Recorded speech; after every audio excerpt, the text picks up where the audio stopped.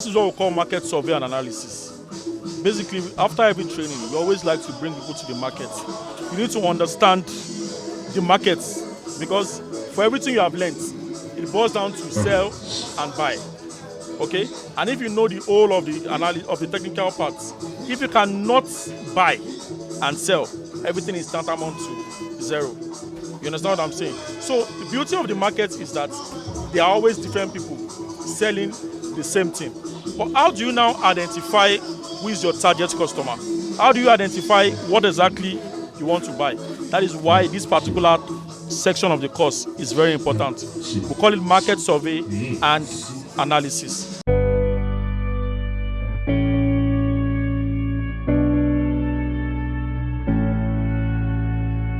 One of the first things you need to know about the market is that you need to identify who sells quality goods.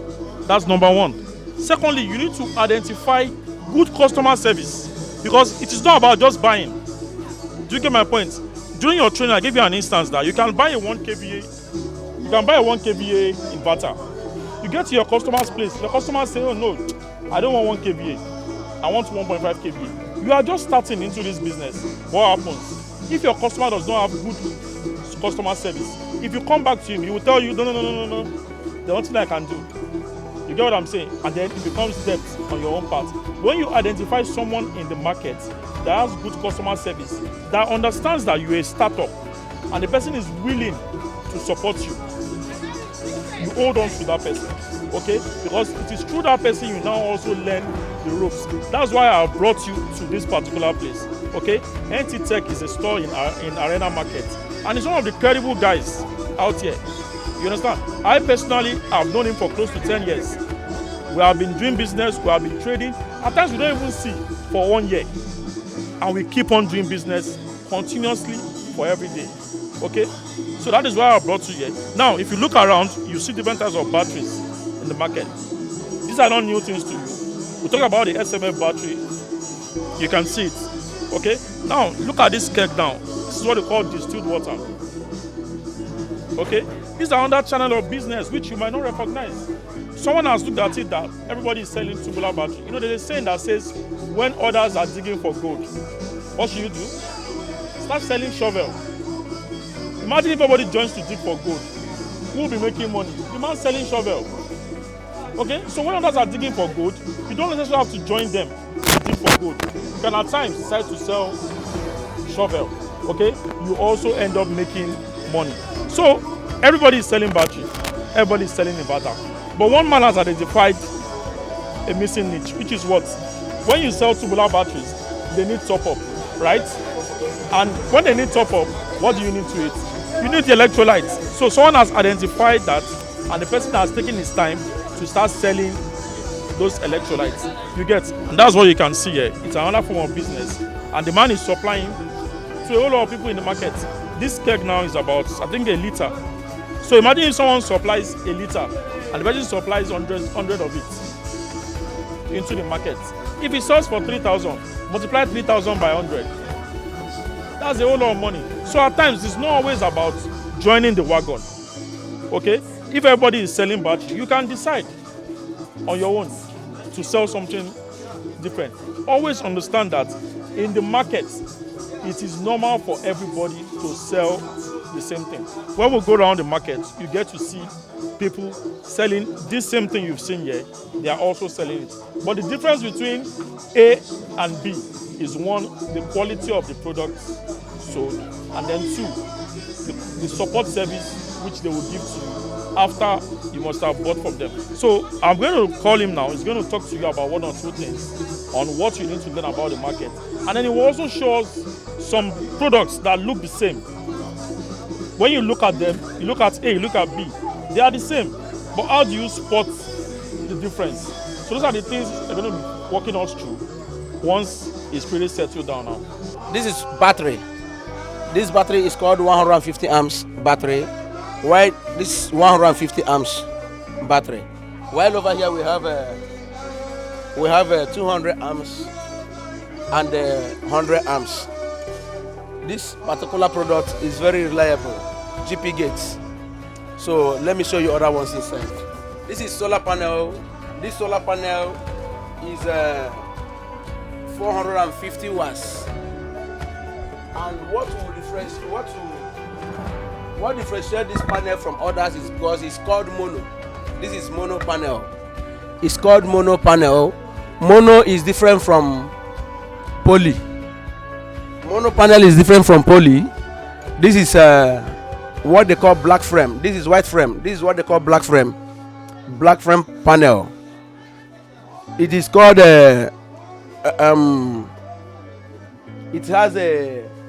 it has a quite different charging system from the white white frame. So this is 200 watts. This is 250 watts. Here is what they call rack, battery rack. This battery rack is where you put your batteries and hang your batteries if you are installing. Over here is distilled water. This distilled water is meant for tubular battery.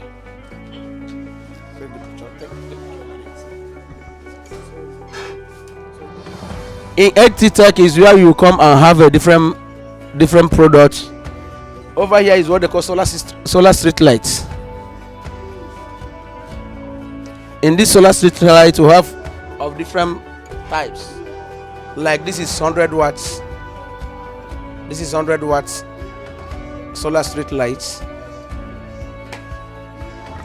Over here we have what they call mercury inverter, 1.6 kVA, 1.6 kVA, and this is what they call Resta Solar. Resta Solar, it is 200 watts. For the students, I have to let you know the differences between this battery rack. This battery rack will have what they call tubular rack and the dry cell rack battery. This tubular rack is meant for what they call tubular battery. It's over there. Then we have a dry cell rack battery. This dry cell rack battery is for a battery that doesn't use water, it doesn't use acid. It's dry, it came dry. So we have two rack battery. This 2 rack battery contains 2 battery. We have 4 rack battery. This 4 rack battery contains 4 battery. We have what they call DC cable. DC cable is a solar wire.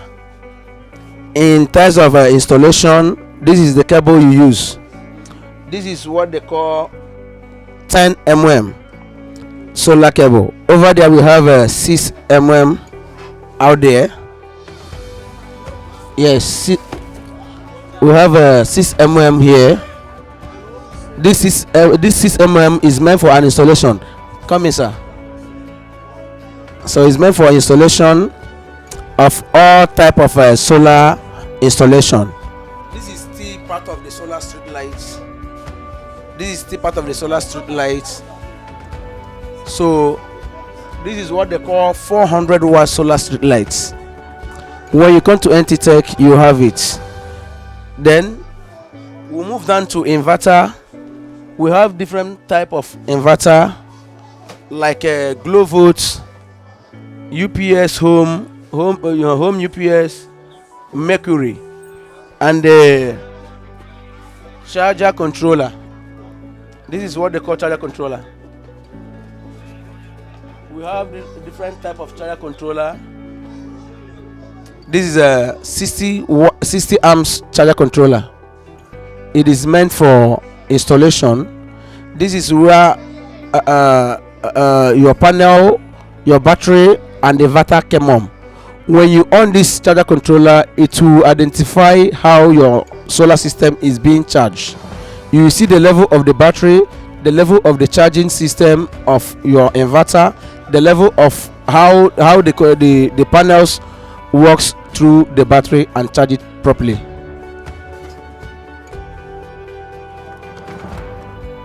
This is another different type of charger controller. This is called PWM.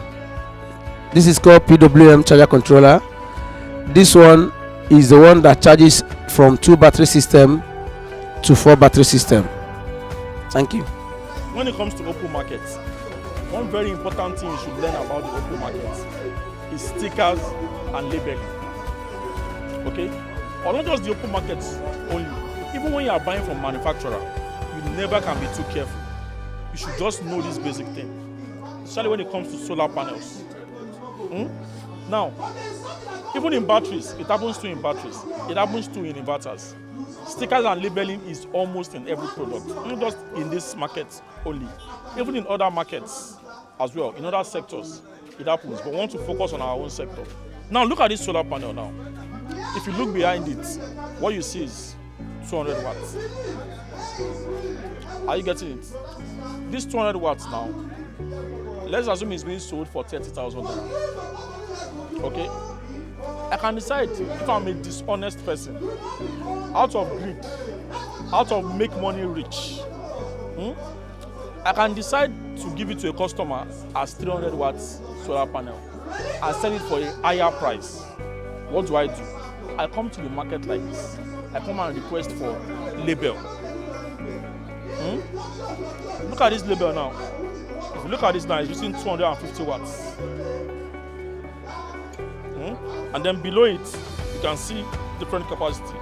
The VMP, which is 37.5, 8.5 amps, 42. These are the readings of this solar panel.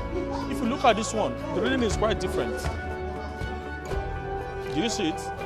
If you look at the VMP of that now, it says what? VMP. What does it say? The maximum power voltage. Point. And then the IMP says what? Now look at this. That's 200 watts, right? Look at 250 watts. 250 watts is saying that the VMP is 37.5 and then the IMP is 8.5 amps. Now when you look at these things, ordinarily it checks out. You get? But how do you now know the difference? That is where your meter comes into play. In the line of this work, you can never underestimate the importance of your meter. You must be able to put your meter into good use when it comes to solar panels, when it comes to batteries. Are you getting it? So what do you do? When you have looked at this product, if you sense anything abnormal, look at it. Some people will tell you the wire. The wire is what you used to know. The wire has not been cut. Look at the wire. It has not been cut. Are you seeing the wire? The wire is still very okay. It has not been cut. Some people will tell you, what to look out for is just take the wire. See that the wire has not been cut. But you can see the wire is still intact. Some will say, look at the side. Then the side will not be scratched. Turn around the panel. Look at the panel, still very neat. Do you see it? Look at it, looking very neat. You understand? But what you can never beat is the reading. So let's look at the reading now.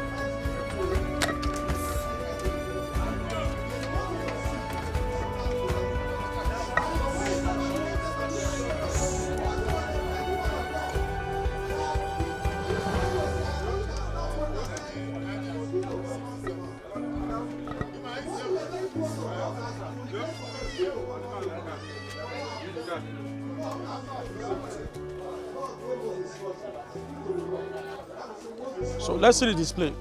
The display now is telling us what? 31.3 volts, right? Now take note, the 31.3 volts is what? It's just the power voltage without sun. If you look up, you see that there's no sunshine. But the reading there says what? Maximum power voltage. That is, when there is sun, reflection of sun on this panel, it should rise and be able to hit 36.0 volts. Do you get what I'm saying? So what you now need to do now, they will still convince you that, there's no sun, that's why you're getting 32.0 voltage, and it's still within what you have here. So that means it is right. No. You don't have to try and look for the rays of that sunshine. The rays of that sunshine will now help you to understand better the peak at which this thing can rise. Okay? If it's not getting to this 37.5 volts, then you know that it is not in any way close to this capacity. Do you follow that? Another thing is, if this panel is not okay, like you have this reading now, it will not read. It will not read. Okay? Or even if it reads, you see abnormal reading. You can be seeing 2.4 volts, which is very far from the capacity of what this panel can give. Do you understand that logic? So you need to pay keen attention to labeling. Another thing you need to look at is, you see, when it is a very good panel from the factory, around the sticker, it is always tightly firm to the panels. You would not see lapses.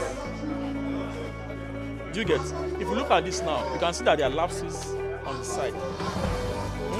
When it is direct from the manufacturer, if you look up now, look at where you have 1, 2, 3. Can you see that 1, 2, 3? What do you notice about it? Because it is not hand-pasted sticker. It is a crested sticker from the machine. So no matter how it goes from one hand to the other, one person to the other, the sticker stays firm to the panel. Do we understand this thing now? All right. So I think that's that about that. Thanks so much, Joe. Now we have 6 as the highest at this time. Yeah. And we checked it with next week and it's giving us 30. Without sun. Without sun. Yes. So what So should be the range? it will rise up to that level. So if it, let's say for instance now we have like maybe 20 something, around 20 something, does it still mean without sun? Or If you have 20 something, it's far from it's far from what's the maximum supposed to be there. So even if sun comes up, you know that one will not fly to what your EMP is close to. So it has to be in the range of that 30. Exactly. So if it's giving you that 20 something, you should know that that panel is probably of a lesser capacity, and it's also a 12 volts. Yeah, that's another thing again. It should also be because of the voltage. So one factor we need to bear in mind is that in every business, there's an avenue for greed. But do not let that greed, not even too much, do not let that greed overcome your professionalism. Because one thing about every sector is that once there is greed, greed is just today's game. It's always, in fact, 90% of times, it always comes back to hit you in the face. You might just gain that money today. Yes, you cheated. A panel of 150 watts, you sold it as 200 watts, you gained 30,000. It's just an immediate profit. It will definitely come back. It might take 6 months, it might take 1 year. It will definitely come back and haunt you when you least expect. And it tarnishes your image, your integrity, and everything you're supposed to stand for. So, is there any question on that before we proceed? Question? Ramon, speak. You want to ask question? Let's hear. So you're very clear with all this, right? Okay. This particular model, you see talking about used. How do you specify or know used from the new one? So if you want to know if a panel is used or if a panel is new, there are some things to look out for. One of the things to look out for is the frame. You see that frame? Most times the frame of panel is either black or silver color.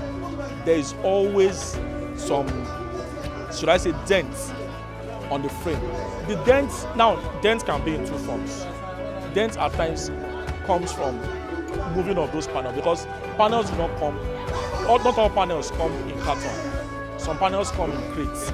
So from crates they are being removed and then they are being carton in Nigeria here. So there are some scratches that will come in that process, but those ones will be scratches. But there are some that are dents. Those dents comes when you want to screw those panels to the roof mount. Okay, so you cannot actually bypass those dents. So when you see a used panel and someone is claiming it is new, just look out for those holes behind the panels. That is where the scrolling goes play. Once you just see that those holes has been tampered, you know that this panel is a Tokumbo panel. Yes, When I was inside in Mowe, Magoro last time, I asked, when in that area, you saw people are using 200. What's the difference between 200 and 450 solar panel? You see it in size, then the cells. If you look at the front of the panel, there are cells there. If you count those cells, they are different. Okay, and then the voltage generation. When you put your meter, you see that is a whole lot of difference. But our leaders in white consult are saying that we are more used to the big 450 than 200. Oh, okay, so the reason for using 400 or 450 watts panel is not because of any particular discrimination or anything. It's just strictly business strategy. You understand? It is just strictly business strategy. One. Secondly, it is also for development. Now, 200 watts panel. There's even 650 watts panel now. Okay? 200 watts panel are fast fading out. It's like your phones. There's hardly any new phone you buy now that will not be Type C. You can only buy a new Android phone now, and then you still see that old Type A charger mount. So if I'm now still bringing in a phone, I'm calling new phone, 2023 phone, and I'm still putting that old charger type, it's like trying to do a new thing in an old way. You get? So 200 watts panels are kind of old panels, and it will be very, very archaic of us to still be offering that to our customers when people are already doing 700 watts, 600 watts. So that's the idea behind doing 400, 450 upwards. No particular discriminatory. So is it possible for a particular capacity of panel to come in different sizes? Like for example, now a 400 watt solar panel, can it be bigger or smaller and still be 400 watts? Yes. So it boils down to the manufacturer. There's what we call marketing and sales strategy. Okay, if I want to break into the market, I'll look at what is existing in the market and see how I can tweak it a little bit to give me an edge. Okay, so if a regular panel is probably say 2 feet by 8, 2 by 8 feet, I can decide that I want to do mine 3 by 8, so that when they look at it, they will say, this one is wider. That one is available. But when you check the cells will still be the same thing. When you check the VMP, the IMP, it will still be the same thing. Okay? I will only tell you, buy this one. If you buy this one, you can see the size. This one will give you more. It is just to prey on your lack of knowledge. In actuality, technically, it is all about the same. And so we are told that there is black frame and the white frame. Which one is better? Is it the Black frame, there's white frame. Both are pretty good. It all depends on taste. Okay? It depends on taste, it depends on marketing strategy. Okay? I can tell you, do all black frame, it looks good on your, I won't tell you it looks good on your roof, but I'll tell you do black frame, it will generate more. But in the real sense, it's not the frame that is generating. The frame are just there to guide the sheet. It is that middle that is the main sheet. The frame is just a carcass to guide what's going on. You understand? So if you now want to talk about, is it blue sheet or black sheet, then difference comes in that area. You understand? So that's that about that. And the only difference between blue and black sheets is mostly in area where they have low generation of sun. That's why most times in countries like Canada, where they have very poor sun, they always do black frame so that the black will help to absorb more. But I mean, out here in Southwest, our sun is pretty good. In the north, the sun is also killing. So if you do blue frame, you do black frame, you're good to go. So I don't know if you have another question. Another question? Okay, so I think that's that about that now. Another thing we need to look at, Mr. Wasuya will take you to Because for every product, there's the end life, which we should also put into consideration. Okay, it's like when you say you're Mr. Nanjadi. For every time a man is born, there comes a time when the man has to die. Okay, so for every product becomes the end life of the product. So what happens when these products, when they finally attain their end life? Do they become a form of pollution to our community? Do they become a pollution to our health? How do we actually make sure that the end life of this product is properly turned into it's not classified as wasteful product? How can they be recycled and put into other meaningful use? So we will check out a place now where they deal with what's it called? End lives of batteries. So when batteries actually go bad, what happens to the battery? Do we just throw them away? No. So the place that we will check now is going to show us what we do to batteries when they have gone bad and how we can still make some little amount of money from your battery that has gone bad.